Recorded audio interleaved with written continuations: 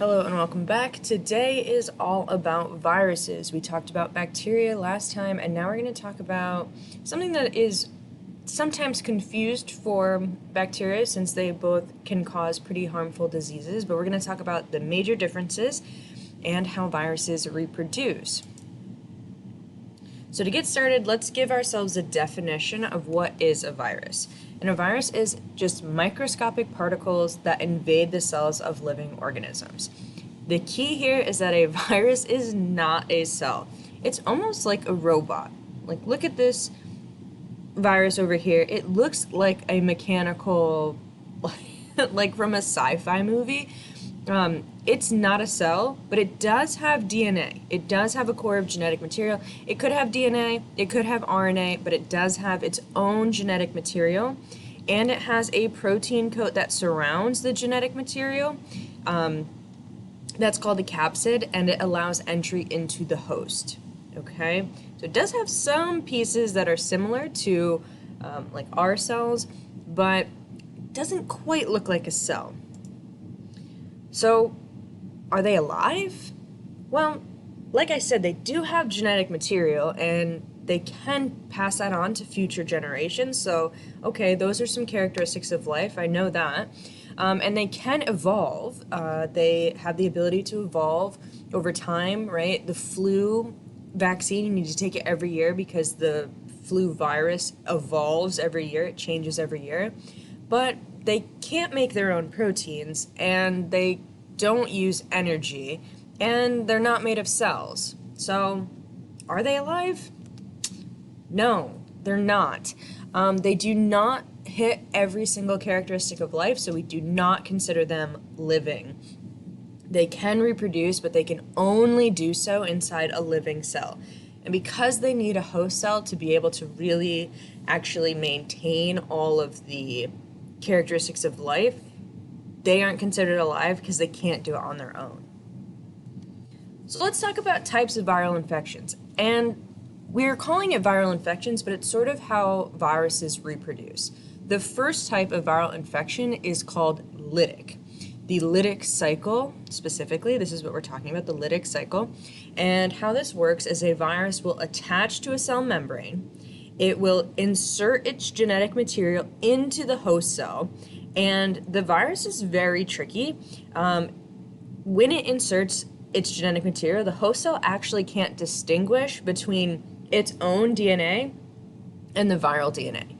And so the virus, knowing this, takes over the cell machinery and forces replication of the viral DNA and makes new viruses.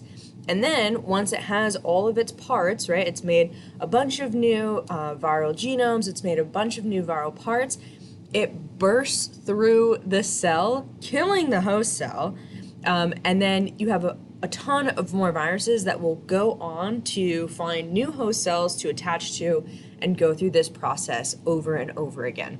And you can see that here, right? It attaches, inserts its DNA, replicates, makes new viruses, and then bam, bursts through the cell, kills the cell, and this is actually what causes infection and disease. It's this type of infection. A lytic viral infection is what causes disease. Now, the second type of infection is called lysogenic. And lysogenic is a bit less aggressive than the lytic cycle. How this works is the viral DNA fuses to the host DNA, similar to the beginning of the lytic cycle. When the host cell's DNA replicates, the viral DNA replicates too. Okay, similar. But the DNA of the virus is replicated, but it doesn't make new viruses. And you can see the difference here, right? This starts off the same, right? We have our attachment point. We have this like making of DNA, but that's sort of where it ends. The viral DNA in the lysogenic cycle just sort of stays within the host cell's DNA and just replicates and replicates and replicates. So it's constantly in all of the new cells that are made, but it doesn't actually cause any infection or disease. But if it wanted to, it could. At any time, a lysogenic infection can switch over to a lytic infection. And so lysogenic is like the sleeping bad guy, right? It slowly infiltrates the host cell, and then all of a sudden it's like, okay, it's time to attack. I have enough cells that have my viral DNA, so now I'm going to start actually replicating the viruses themselves and start bursting out of the cells.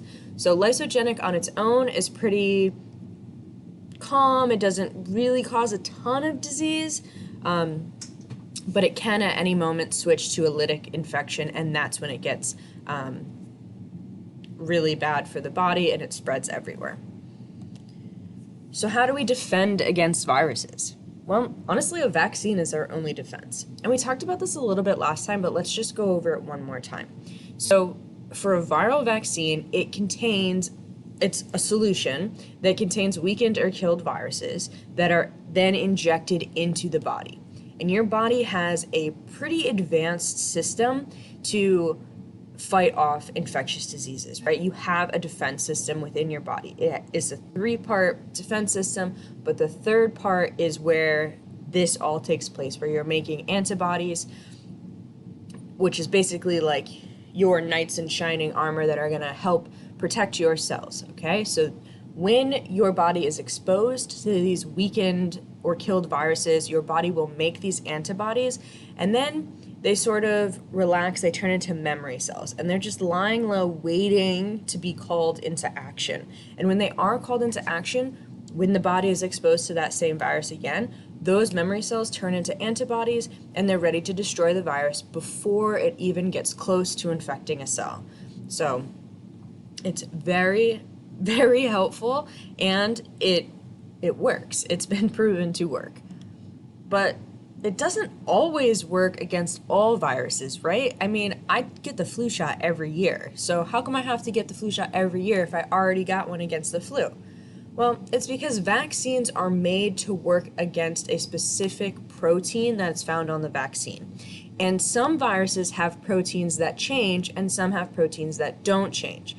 So some of the major diseases that have been eradicated or close to being eradicated have proteins on the virus that do not change. And some of those examples are smallpox, measles, and polio. So from generation to generation, those viruses stay the same.